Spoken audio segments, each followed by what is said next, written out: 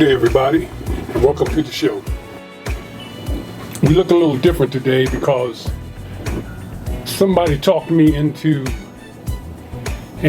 singing a Luther Vandross review. I'm going to be singing 30 Luther Vandross songs because he was so popular. Thank you guys for coming. Let's spend the next couple of minutes on your meditation, and we'll see you when you get back.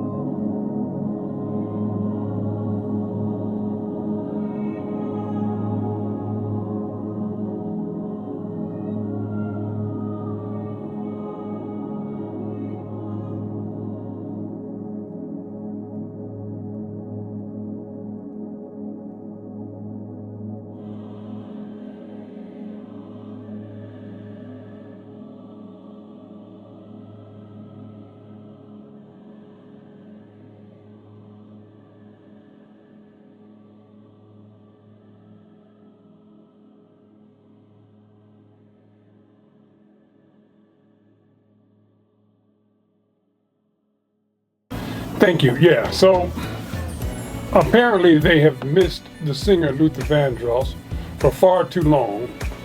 So an old friend of mine asked me if I would pinch hit and sing about 30 Luther songs for them. So we were just doing a video shoot, a photo shoot for that, and now we're done. So I didn't feel like changing.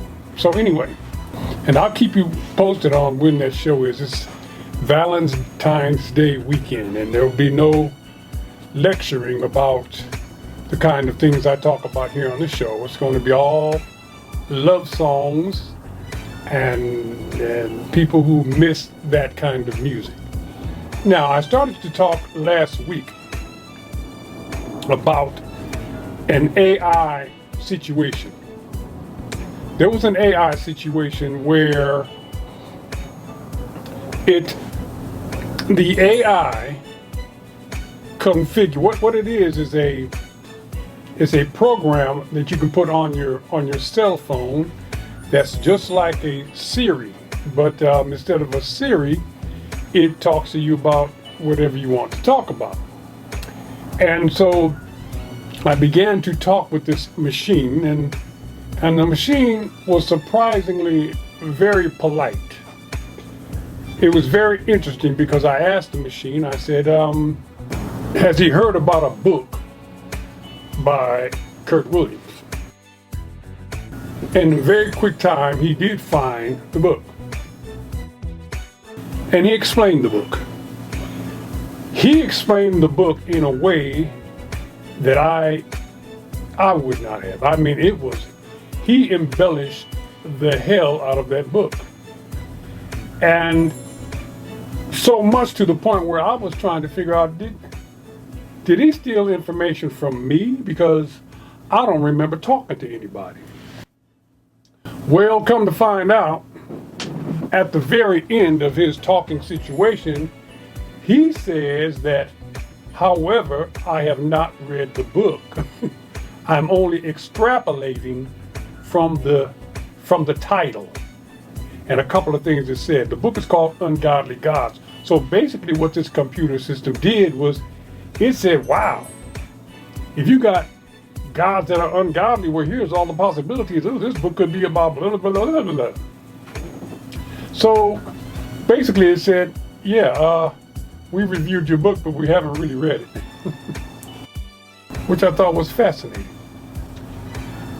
And then I started asking him all kinds of questions about all kinds of topics. You know, religion. I give religion a tough time, and I don't like doing that. I was raised there, and I don't like doing that. And so I would ask it a lot of religious type questions pertaining to Christianity and what have you.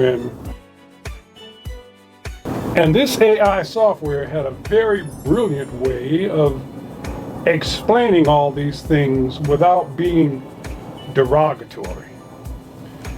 It sounded like, sometimes we get caught up in the emotion and we seem to be a little bit derogatory when it comes to talking about things that affect us emotionally like that. And religion is one of them. And so I was highly impressed at the way this system kind of explains things in such a generic way that one is not to be offended. And I would love to be able to acquire that skill. I can learn from AI how to better articulate my differences without seeming to, because people, one thing I've learned about people,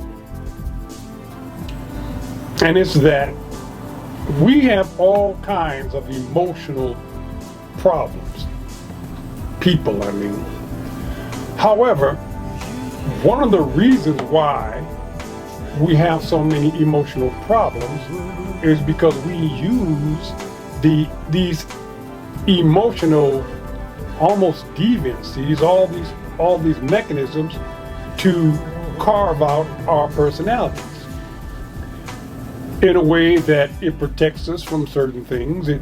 It tells a little bit about you, but not too much. So a lot of the things that you would call a problem in a person are things that people have placed there purposely because that's how they want to be represented. If you call somebody a narcissist, well, they're not going to do anything about it because they like it. They probably use that to give them confidence. They may have been too shy before and then realize that, hey, if I overdo it, maybe I'll be hitting on it's better than me not. You see what I'm saying? So it's very difficult to talk to people about their behaviors if they like the behaviors that they're having. The same thing goes with religion. If somebody loves your religion, you talking about their religion is like talking about their child. It doesn't matter what their child is, what the child does. Hey, you're going to have a fight because you ain't talking about my faith. See what I'm saying?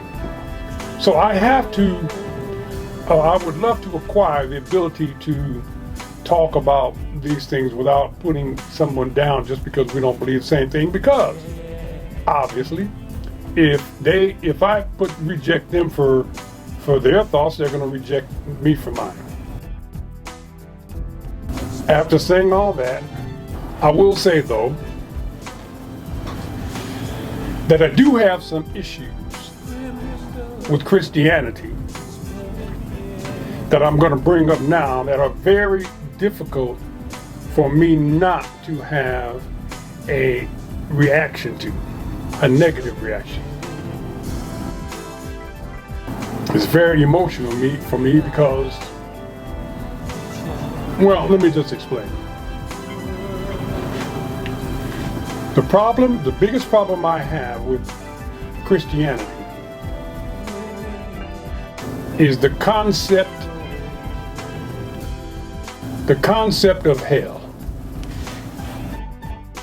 Hell is a place where you know what it is. You burn forever. Forever. If you commit sins, that's where you will go. You will be judged by Judgment Day, and God will judge, and He will put you in hell in a minute. Now, I'm very emotional about this subject. There's no way I can be on the fence about it, but let me just explain all of my many issues with that. Number one, through my research, I come to know that there's no such thing as hell in the first place. So, for me to put hell down is not a problem to me because it doesn't exist in the first place. I can tell you when it started in the Bible. It started with Zoroaster, who came back talking about there was a good and a bad, and there's all kinds of history that will explain there was no hell when the Bible first started. No, hell came later, and then Dante's Inferno came later, and the book of Revelations came later. Then they had to start back, putting the stuff back, into the beginning of the newly revised version just to keep the consistency, because in the beginning there was no such place as a hell. Now, my problem with Christianity and hell. Number one, I don't like it. I don't like hell. There's nothing to like. Number two, this is the biggest one, other than the fact that it's a bunch of bull. You have a creator that creates everything. I am unable to sit down and listen to a preacher, for instance, if that preacher believes that the creator of the universe, who created you, and He knows all things, He knew what you was going to do when you got here, brought you here anyway, just so He can watch you go to hell. I will not accept that as a benevolent creator. It's more of a malevolent, really. It's what kind of human, what kind of thing would create a place so that most of the people, if they made a mistake, will end up burning in hell for an eternity. Now, we're not talking about lynching where you hang somebody and they die after about 5 minutes. We're not talking about burning at the stake because they still get to die. We're talking about burning forever. I have a problem with God. If it were true, I would have a problem with God because there is a hell. What the did you make that thing for? You know, number one. Number two, a very big problem I have with Christians, you know who you are, is the fact that you seem to enjoy watching people, believing people are going to go there. It don't matter who it is. It could be your own child. Yeah, I tried to tell him that's what he get. He didn't listen. He's going to hell. Really, your own child. It's not supposed to be like that. You're supposed to love your children unconditionally. But, I mean, even the story of Abraham, where God told Abraham to sacrifice his son, he had to stop Abraham. Like, fool, I didn't think he was going to really do it. See what I'm saying? Really? That's what that lesson was about. Fool, I didn't think you was really going to do it. You know, remember I said, thou shalt not kill, or what are you doing? But you told me to kill. Yeah, I did, but dang, man, come on. Don't be ridiculous. You were supposed to say, God, I can't do it, and I was going to give you an award for that. But no, now you got, anyway. The point I'm trying to make is not only is hell a made-up place, but it's also a place where people in ministry and people, they love to see you go there. I had a friend who's a bishop, and he loved to say, hey, you don't have to worry about hell. Keep on doing what you do. You're going to find out. And he was saying it. The man was saying and he hopes you do find out. Oh my goodness. Bishop Harold Jackson, you so bell. Bishop Harold, you was sitting there telling them, you gonna find out like you was like looking forward to watching them go like I told you. Okay, first of all, I represent the creator of the universe. That's who I will defend. That's who I'm defending in this. The creator of the universe is not putting people in hell. It's a bunch of bull. Now it's kind of difficult for me to say that in a nice way, like AI would have said it. What is he going to say? Well, since hell is not a place in the first place, you really shouldn't have to worry about it. No, yeah, it bothers me because I don't particularly care for watching people, wanting to see people go there. If you're okay with somebody going to hell, you got a little devil in you. If you're okay with it. Now, I can see if you thought somebody was going to hell and you're going to drop down to your knees and start praying for him, telling God, please, not him. No, you'd be like, told him. Should have got saved.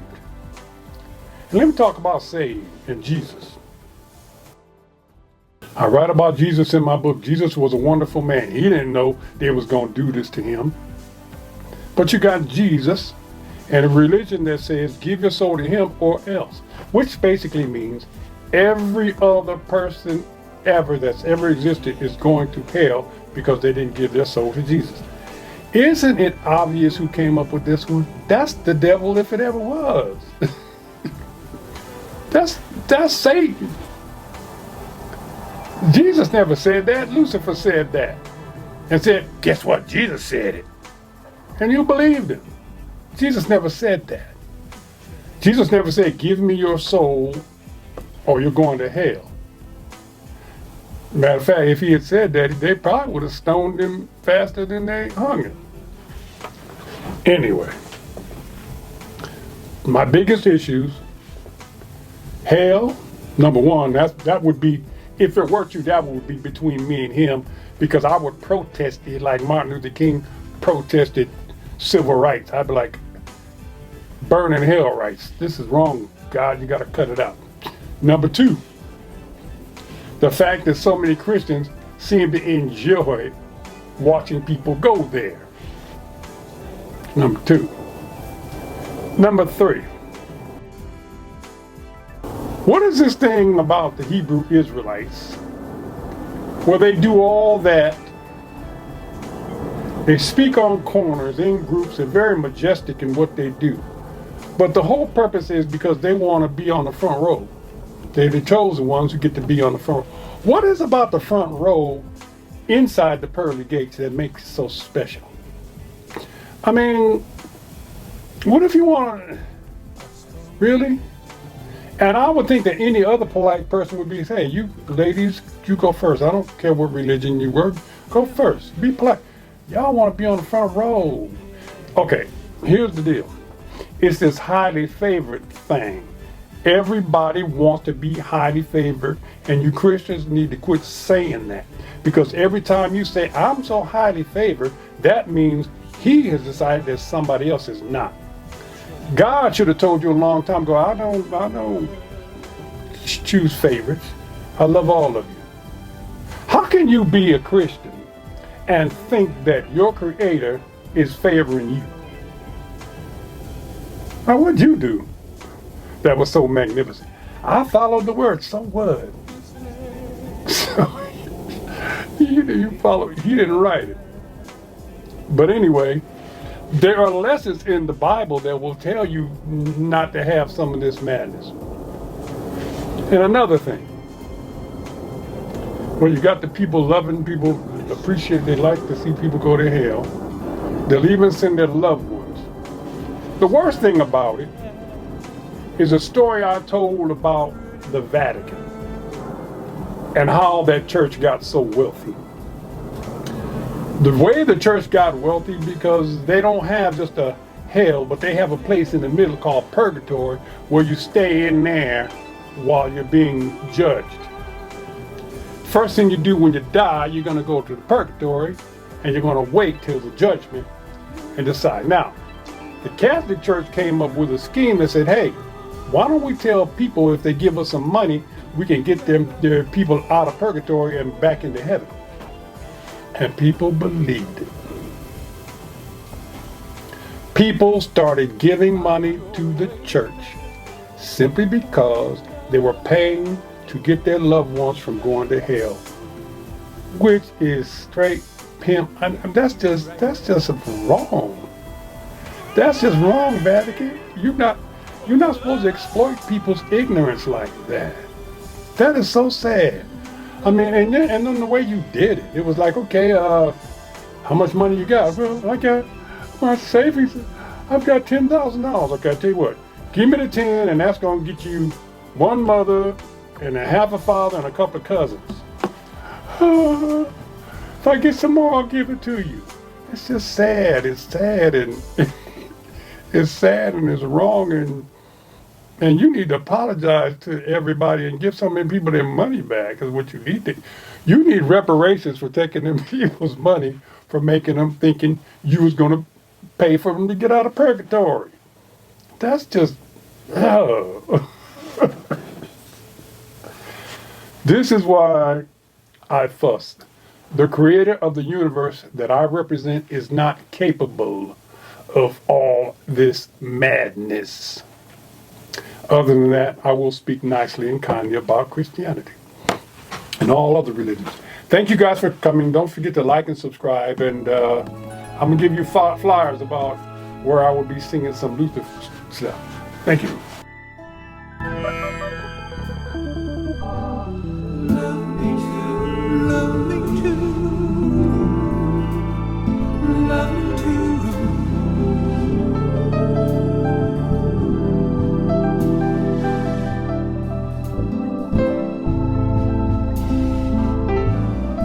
Let's go to Curt in Pasadena, California. Welcome to the program. Hi, Curt. Hello. Thank you guys for having me. Yes, sir. Well, I am a spiritualist, which means my spirit talks to me. And we go back and forth, and we've been going back and forth since I was a child. And it will answer any question that I have for it. Like you, George, you always ask, what is deja vu? I can explain that to you, as well as the Big Bang. Yeah. Tell me about the Big Bang, Curt. Well, that's kind of long. I'd rather do deja vu first. Okay. Deja vu is simple. We'll do the Big Bang during an open line Friday one night. Thank you. So anyway, the deja vu, what that is since we live in linear time, there is no such thing as something happening and you saw it before. So when you think you've seen something, you could not have seen it because it could not have happened yet. However, we do know these things happen. The reason it happens is because your spirit lives in a place like this hyperspace where the past, present, and future is the same. It knows what's going to happen, so all you're doing is catching up to what your spirit has already seen. Yeah. Right, I call that panoramic time. It's like your mind is outside of time and it can see all of time from this higher perspective. Subscribe and push the like button.